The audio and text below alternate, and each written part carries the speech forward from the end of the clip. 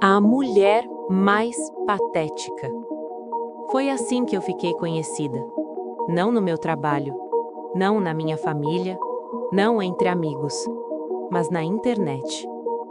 Durante quase 4 anos, existia uma mulher sendo esculachada publicamente por uma terapeuta famosa, analisada, ridicularizada, desmontada emocionalmente episódio após episódio. E essa mulher era eu. Só que ninguém sabia. Nem eles, nem eu. A mulher mais patética era o nome do podcast. Também era o apelido carinhoso que minha família usava quando comentava os episódios. Você ouviu o novo episódio da Mulher Mais Patética? Perguntava minha mãe mexendo o feijão. Ouvi. Essa mulher não tem um pingo de amor próprio, respondia minha irmã rindo. Ela aceita cada humilhação, completava minha cunhada. E eu ali, sentada à mesa, comendo arroz, concordando com a cabeça. Porque, convenhamos, a mulher mais patética sempre era outra pessoa, nunca a gente. Tudo começou quando eu decidi fazer terapia. Nada dramático, nenhum surto público, nenhuma crise digna de internação. Apenas aquele cansaço silencioso de quem está vivendo errado há tempo demais, mas não sabe exatamente onde errou. Meu casamento estava falido, mas ainda em funcionamento, como um elevador antigo. Fazia barulho, dava tranco, mas continuava subindo e descendo. Meu marido me traía com a tranquilidade de quem sabe que será perdoado. Eu perdoava com a esperança ingênua de que um dia isso viraria prova de amor. Spoiler, não virou. No trabalho, eu era competente, responsável, elogiada e completamente ignorada. Sempre a boa funcionária, nunca a promovida. Sempre útil, nunca essencial. Na família, eu era a sensível. A Sara sente demais, diziam. Como se sentir fosse um defeito, como se não sentir fosse virtude. Foi minha cunhada quem indicou a terapeuta. Ela é maravilhosa, moderna, direta, super famosa, tem até podcast. Aquilo me tranquilizou. Terapeuta famosa parecia sinônimo de confiável. Afinal, ninguém pisaria na ética profissional com milhares de seguidores observando, certo? Errado. Na primeira sessão, chorei. Na segunda, me desculpei por chorar. Na terceira, contei coisas que nunca tinha dito em voz alta. Contei sobre as traições, sobre como eu fingia não ver mensagens no celular do meu marido, sobre como eu competia comigo mesma para ser a esposa perfeita, na esperança de finalmente ser escolhida. Ela ouvia, anotava. Fazia aquele olhar de compreensão treinada. E como isso faz você se sentir? Pequena, eu respondia. Ela assentia. Eu confiava. O consultório era bonito, minimalista, plantas, velas, frases motivacionais na parede. Tudo ali gritava segurança emocional. Eu falava acreditando que aquelas palavras morreriam ali, naquele sofá. Enquanto isso, do lado de fora, a mulher mais patética começava a ganhar público. O podcast surgiu discretamente. Um comentário aqui, outro ali. Tem um podcast muito bom que estou ouvindo, disse minha irmã um dia. Bom? Perguntei. Bom para aprender o que não fazer na vida, ela respondeu. O nome chamou atenção. A mulher mais patética.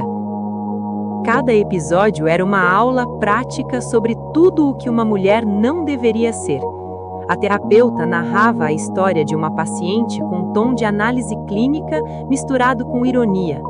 Ela desmontava decisões, julgava comportamentos, apontava fraquezas. Sempre com aquela falsa neutralidade profissional. Essa paciente, que eu gosto de chamar de a mulher mais patética, acredita que amor é insistência, dizia ela. Ela confunde abandono com um desafio emocional. Minha família a amava. Minha mãe ouvia lavando louça. Minha irmã ouvia no carro. Meu pai ouvia e balançava a cabeça em desaprovação. Isso é falta de vergonha, ele dizia. Falta de amor próprio, corrigia minha mãe. Falta de terapia, concluía minha cunhada. Eu concordava com todos. Ria em alguns momentos, me chocava em outros, mas nunca me reconhecia completamente. Era sempre parecido demais para ser coincidência e diferente demais para ser eu. Até que certos detalhes começaram a incomodar. Uma frase específica, uma situação contada com precisão exagerada, uma cena que eu lembrava de ter contado chorando no consultório. Mas eu afastava o pensamento. Que tipo de terapeuta faria isso? Que tipo de profissional transformaria sessões em conteúdo? Além disso, eu era só mais uma paciente. Quem se importaria? Enquanto isso, a mulher mais patética continuava sendo destruída publicamente, episódio após episódio. E eu ainda não sabia que estava ouvindo minha própria humilhação narrada com voz doce e fundo musical suave. Eu ainda não sabia que minha família ria de mim. Eu ainda não sabia que minha dor tinha virado entretenimento. A mulher mais patética. Eu já não conseguia ouvir essa frase sem sentir um desconforto físico. Era estranho. Até pouco tempo atrás eu ouvia o podcast como quem assiste a um acidente de trânsito, horrorizada, mas curiosa. Agora, toda vez que alguém dizia aquelas 4 palavras, algo em mim se encolhia, como se meu corpo soubesse antes da minha cabeça. A primeira rachadura na minha negação veio num domingo à tarde, desses em que a família se reúne sem motivo nenhum além do tédio coletivo. Minha mãe estava na cozinha, celular apoiado na janela, podcast tocando no Viva Voz. E então ela faz o clássico movimento da mulher mais patética, perdoa, engole o choro e ainda agradece por ele ter voltado. Minha cunhada riu alto. Meu Deus, essa mulher precisava pagar terapia vitalícia. Engoli seco. Aquilo não era apenas parecido comigo. Aquilo era eu. Não o conceito, não o arquétipo. O episódio inteiro descrevia uma situação que eu tinha contado na terapia 3 semanas antes. O lugar, as palavras usadas pelo meu marido, o detalhe inútil, inútil demais para ser genérico de eu ter passado batom antes de perdoá-lo, como se isso me deixasse mais digna. Eu lembrava exatamente de ter dito isso. Na época, a terapeuta tinha inclinado a cabeça com aquele olhar compreensivo. E o que você sentiu nesse momento, Sara? Sara. Meu nome nunca aparecia no podcast, mas agora eu tinha certeza demais. O coração começou a bater rápido. Não era raiva ainda, era algo pior, medo de estar certa. Passei a ouvir os episódios escondida, sozinha, com fone de ouvido, como quem procura algo que não quer encontrar. E encontrei. Frases inteiras que eu lembrava de ter dito chorando, expressões que eu só usava em momentos de vulnerabilidade extrema, pensamentos feios, mesquinhos, vergonhosos, todos ali, organizados, editados, comentados.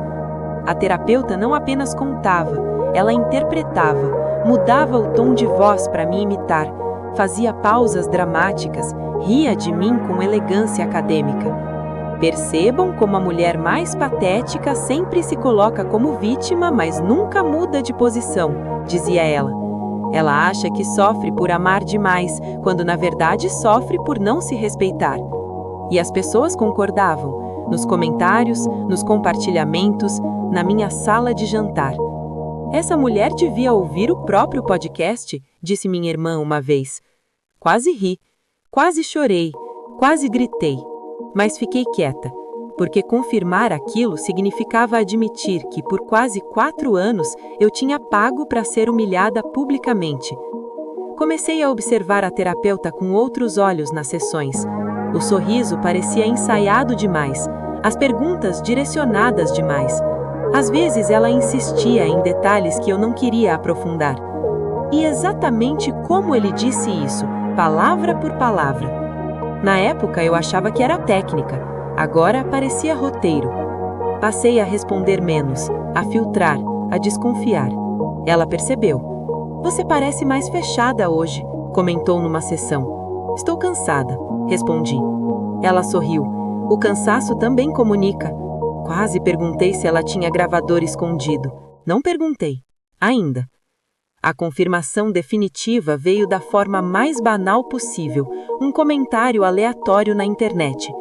Eu estava lendo os comentários de um episódio novo quando vi alguém escrever: essa história me lembrou muito aquela paciente do episódio 37, a da traição repetida, parece até a mesma mulher. E a terapeuta respondeu: alguns padrões se repetem mesmo. Padrões. 4 anos. Mesma mulher. Mesmo padrão.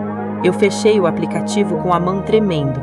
Naquele dia não consegui jantar com a família. Inventei dor de cabeça e fui para o quarto. Fiquei olhando para o teto, tentando reorganizar a realidade. Minha terapeuta tinha um podcast. O podcast tinha uma protagonista fixa. A protagonista era a mulher mais patética. E essa mulher era eu. Minha vida emocional inteira estava arquivada em episódios numerados. As traições, as humilhações, minhas falas mais frágeis, tudo monetizado. E o mais perverso de tudo, ninguém sabia que era eu. Minha mãe elogiava a terapeuta. Minha irmã compartilhava os episódios. Minha cunhada usava trechos como exemplo de mulher que aceita qualquer coisa. E eu sentava ali, sendo analisada sem consentimento, julgada sem defesa, rotulada com um nome que grudou em mim como se fosse identidade. A mulher mais patética. Não era só exposição, era traição profissional, era violência psicológica com microfone e trilha sonora. Comecei a juntar provas, anotei datas das sessões, comparei com datas dos episódios, escrevi frases que batiam palavra por palavra. Era inegável. Ela não só usava minhas sessões, ela dependia delas. Sem mim, não havia podcast. E isso me deu um pensamento novo, um pensamento perigoso, um pensamento que pela primeira vez em muito tempo não era patético. E se eu parasse de ser o objeto da história e virasse o problema dela? Mas isso ainda não aconteceu. Na parte 3, eu paro de chorar escondida, paro de duvidar de mim mesma e faço a coisa que ninguém espera da mulher mais patética. Eu escuto tudo, gravo tudo e mudo a narrativa. A mulher mais patética. Por muito tempo essa frase me fazia encolher. Agora ela começava a soar útil. Depois que a ficha caiu, eu passei por todas as reações esperadas. Choque, vergonha, raiva, vontade de desaparecer e, por fim, algo novo. Algo que eu não sentia há anos. Clareza. Não aquela clareza bonita de frase motivacional. Clareza crua, desconfortável, do tipo que não te deixa dormir, mas também não te deixa voltar a ser ingênua. Eu parei de chorar escondida no banheiro. Parei de ouvir o podcast como quem se pune. Passei a ouvir como quem investiga. Se ela queria material, eu daria, mas do meu jeito. Na sessão seguinte, cheguei no horário. Roupa neutra, expressão calma. Nada de desabafo espontâneo, nada de emoção gratuita. Ela percebeu imediatamente. Você parece diferente hoje, disse, cruzando as pernas. Estou bem, respondi. Silêncio. Ela não gosta de silêncio. Nenhum terapeuta gosta. O silêncio tira o controle de quem conduz. Quer falar sobre o que aconteceu essa semana? Nada relevante, respondi. Ela franziu a testa quase imperceptível. Às vezes o que achamos irrelevante é justamente o mais importante. Sorri por dentro. Se for importante, eu aviso. Anote isso mentalmente. Terapeutas não gostam quando você aprende a se proteger. Nas semanas seguintes, fiz algo simples e extremamente eficaz. Parei de alimentar o monstro. Nada de confissões profundas, nada de frases prontas, nada de detalhes dramáticos. Eu falava em blocos, sem emoção, sem narrativa. E o podcast começou a mudar. Os episódios ficaram curtos. menos específicos, mais genéricos. A mulher mais patética estava ficando vaga. Isso confirmou tudo. Se ainda restava alguma dúvida, ela morreu ali. O podcast dependia de mim. Então, comecei a gravar. Não a terapia, isso viria depois. Gravei o podcast. Baixei todos os episódios, cataloguei-os, numerei situações, cruzei datas, criei uma linha do tempo perfeita entre minhas sessões e os episódios publicados. Era quase didático demais, como se ela tivesse me dado um manual de provas. Enquanto isso, minha família continuava consumindo tudo alegremente. Esse episódio novo foi fraco, comentou minha irmã um dia. A mulher mais patética anda sem conteúdo, respondeu minha cunhada. Engoli o riso.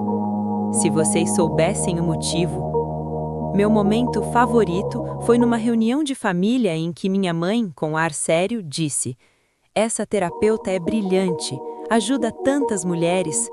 Ajuda. Quase levantei para aplaudir, mas ainda não era a hora. A terapeuta, por outro lado, começou a ficar inquieta. "Você anda muito contida", disse numa sessão. "Crescimento", respondi.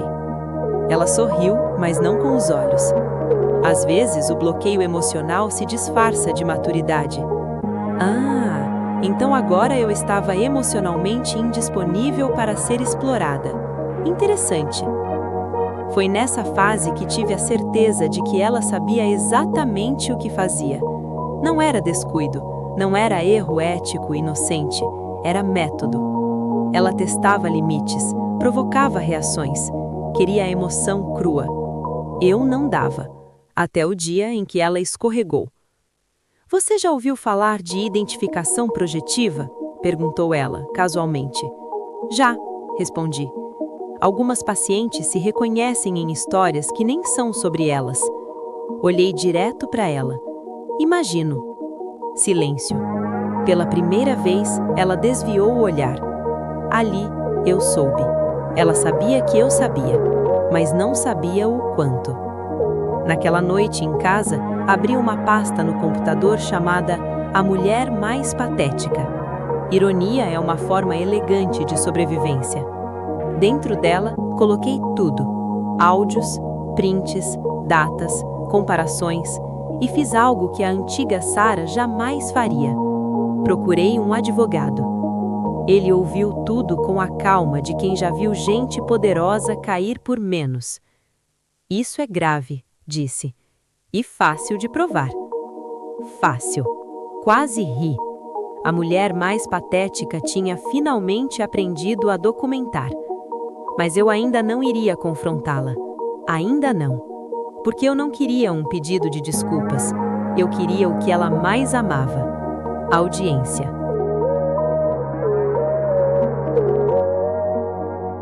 A mulher mais patética. Durante anos, esse título serviu para me reduzir. Agora, ele começava a funcionar como armadilha. Depois da conversa com o advogado, eu entendi uma coisa simples e desconfortável. Justiça não é sobre gritar a verdade, é sobre provar. E eu tinha provas demais. Datas de sessões que coincidiam exatamente com episódios, frases idênticas, situações íntimas que só 2 pessoas no mundo conheciam: eu e ela. O advogado foi direto. "Se você quiser, isso acaba rápido. Processo, acordo, silêncio." Silêncio. Essa palavra me deu náusea, porque o silêncio foi exatamente o que me manteve patética por tanto tempo. "E se eu não quiser silêncio?" perguntei. Ele me olhou com atenção, como quem mede risco. "Então você precisa estar preparada para barulho." Eu estava, mas não do jeito impulsivo que ela esperaria. Nada de exposed histérico. Nada de vídeo chorando, nada de acusação mal explicada. Eu queria método, controle, narrativa. Comecei pelo óbvio. Parei a terapia. Enviei uma mensagem curta e educada. Decidi encerrar o processo terapêutico neste momento. Agradeço o acompanhamento. Ela respondeu rápido demais. Podemos falar sobre isso na próxima sessão? Não, não podíamos. Bloqueei. Foi ali que percebi o tamanho da dependência dela. Não emocional, profissional. O podcast tinha perdido o eixo. A mulher mais patética havia saído de cena sem aviso. Na semana seguinte, o episódio foi estranho, confuso, genérico. Comentários começaram a aparecer. Cadê a mulher mais patética raiz? Os episódios perderam profundidade.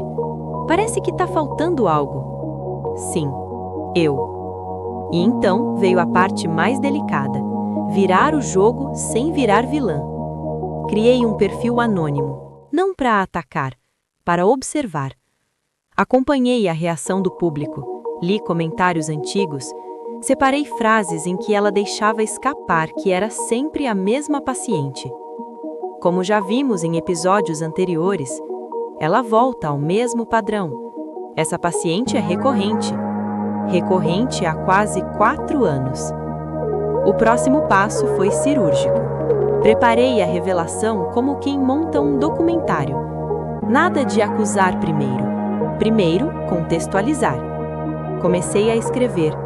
Um texto longo, frio, cronológico, sem adjetivos exagerados, sem xingamentos, sem emoção visível. Contei sobre uma mulher que procurou terapia, sobre a confiança, sobre o podcast, sobre as coincidências, sem dizer meu nome, sem dizer o dela.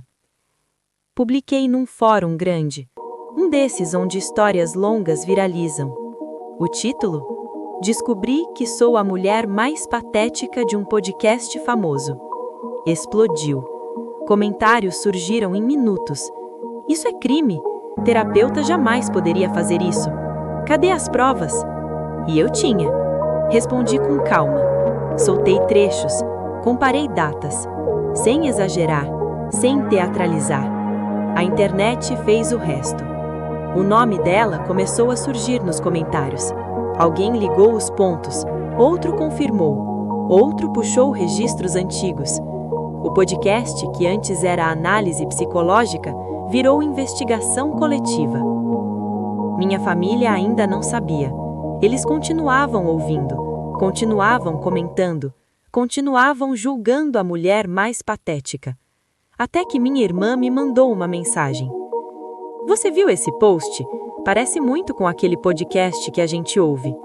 Li e respondi. Vi. Que loucura, né? Sorri. Loucura é chamar abuso de conteúdo. No dia seguinte, o podcast saiu do ar. Sem aviso. Sem despedida. Redes sociais. A mulher mais patética. Durante anos, essa mulher foi assunto na minha família. Agora, ela estava prestes a sentar à mesa com nome, sobrenome e silêncio constrangedor. O podcast saiu do ar numa terça-feira de manhã, sem comunicado, sem explicação, sem episódio de despedida. Sumiu, como quem apaga uma prova achando que o incêndio acaba junto. Minha irmã foi a primeira a notar. Ué, o podcast não está abrindo, me mandou mensagem. Deve ser problema técnico, respondi. Mentira. Eu sabia exatamente o problema. No grupo da família, as mensagens começaram a pipocar. Alguém sabe o que aconteceu com aquele podcast da terapeuta? Estranho, eu escutava sempre. Será que acabou? Minha mãe ficou genuinamente chateada. Era tão educativo. Educativo. Fiquei olhando aquela palavra por tempo demais. Naquela noite, jantamos todos juntos. Clima normal demais para quem estava há minutos de atravessar um campo minado emocional. Vocês viram aquela história que está circulando na internet? Meu primo comentou. Qual? Perguntou minha tia.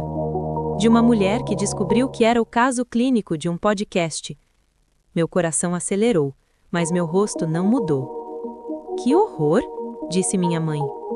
Se for verdade, essa terapeuta merece perder o registro, comentou meu pai. Mas também, a mulher tinha que ser muito patética para não perceber, completou minha cunhada, rindo. Patética. A palavra caiu na mesa como talher no chão. Respirei fundo. E se fosse alguém daqui? Perguntei, casualmente. Eles riram. Imagina! A gente saberia. Essas coisas não acontecem com pessoas normais, disse minha irmã. Pessoas normais. Foi ali que entendi. Não era só sobre mim. Era sobre a facilidade com que julgamos quando achamos que estamos seguros do outro lado da história. Levantei-me para pegar água. Minhas mãos tremiam levemente, mas minha voz estava firme demais para quem passou anos pedindo desculpa por existir. Eu sou a mulher do podcast. Silêncio. Daqueles que não têm eco. Daqueles que sugam o ar do ambiente. Como assim? Minha mãe perguntou primeiro. Isso não tem graça, Sara? Disse minha irmã. Você está exagerando, completou minha cunhada. Exagerando. Coloquei o celular sobre a mesa. Abri o documento, mostrei datas, trechos, comparações. Essas sessões são minhas. Essas falas são minhas. Esses episódios saíram dias depois das minhas consultas. Ninguém falava. Minha mãe levou a mão à boca. Meu pai desviou o olhar. Minha irmã ficou pálida. Meu Deus, a gente ria disso? Sim, riam. Vocês me chamaram de patética sem saber. E eu ri junto, porque também não sabia. A culpa começou a se espalhar pela mesa como bebida derramada. A gente não sabia, disse minha mãe, chorando. Não estou acusando vocês, respondi. Mas agora vocês sabem. Minha cunhada ficou em silêncio. Pela primeira vez, não tinha comentário. Então, tudo aquilo? Minha irmã começou. Era a sua vida, completei. O jantar acabou ali. Ninguém teve fome suficiente para a sobremesa. Nos dias seguintes, a história vazou ainda mais. Matérias começaram a surgir, especialistas comentavam, conselhos profissionais se pronunciavam. A terapeuta perdeu patrocínios, perdeu seguidores, perdeu o silêncio confortável. E eu? Eu perdi o título.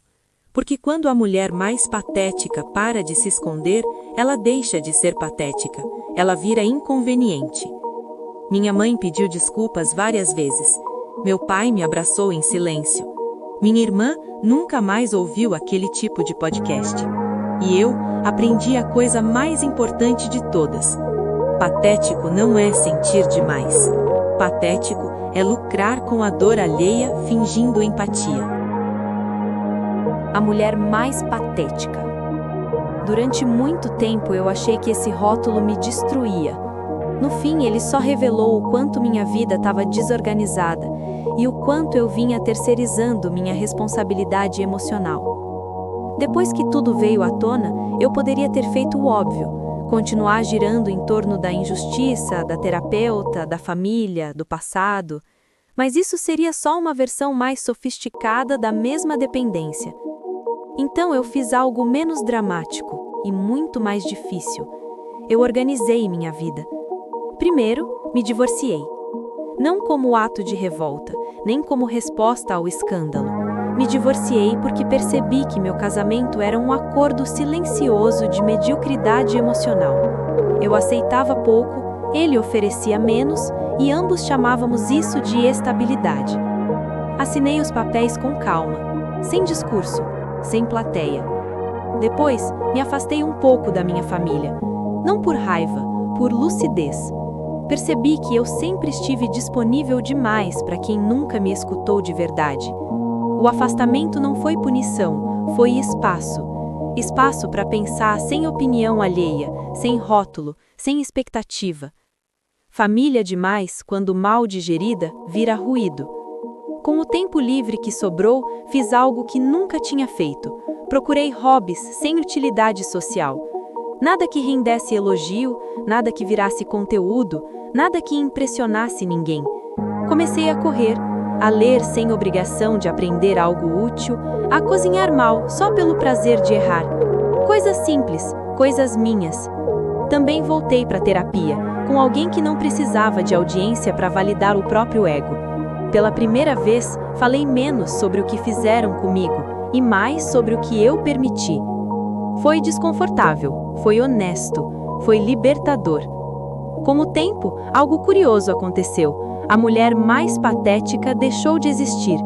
Não porque virei forte, iluminada ou exemplar, mas porque parei de me definir pelo olhar dos outros, inclusive o meu antigo. Hoje, quando lembro de tudo, sinto precisão. Entendo onde errei, onde terceirizei decisões, onde confundi empatia com permissão. A terapeuta saiu de cena, o podcast morreu, o barulho passou e eu fiquei. Sozinha o suficiente para me encontrar, inteira o suficiente para não precisar provar nada. Se existe uma lição real nessa história, não é sobre ética profissional